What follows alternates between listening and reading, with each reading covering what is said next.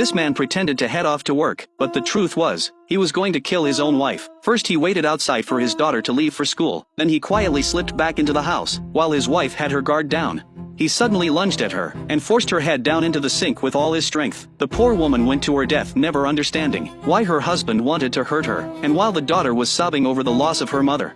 This man took advantage of the moment and pinned her to the ground. This man's name was Yoshida. He was a college professor. On the surface he seemed honest and harmless, but inside he was an utter deviant. He often used grades as leverage to pressure female students into being with him, but the people around him could no longer satisfy his urges. So he started going out in search of new targets. That day, a girl crossed paths with him. Yoshida was instantly drawn to how young and innocent she looked. He followed her onto the same bus.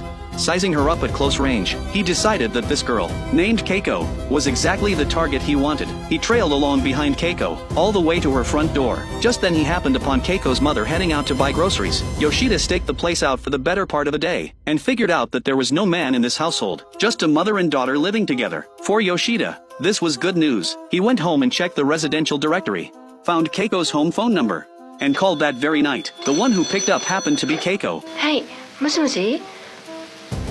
ミキコちゃんが。ミキコですけど、どなた？ミキコちゃん、今寝てたの。今パジャマ。誰なのあなた？ママ！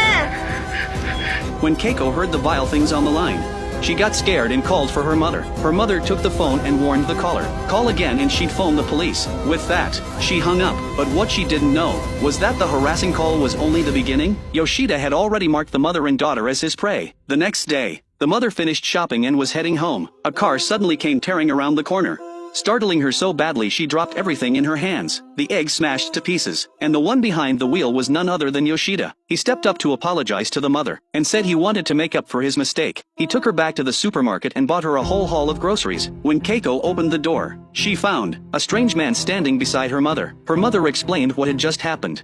Yoshida added a few words to go along with it. お嬢さんですか？娘のミキコです。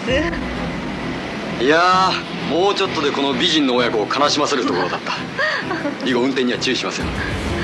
それじゃあ私はこれで。And then got ready to leave. The mother wanted to invite him in to sit for a while, but Yoshida said he'd already made plans with the professors at his school, and politely declined her kind offer. The truth was, Yoshida had already gotten what he came for. He'd done all of this just to win the mother and daughter's trust. Sure enough, after this incident, the mother often praised Yoshida in front of her daughter. Keiko thought he seemed nice too, and at the same time, she could tell what was on her mother's mind. That night, Yoshida couldn't hold back again. He called once more. The one who answered was still Keiko.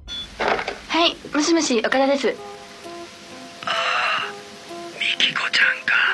Another harassing call. Frightened, she called for her mother. Her mother took the phone and said she'd call the police, but Yoshida threatened her.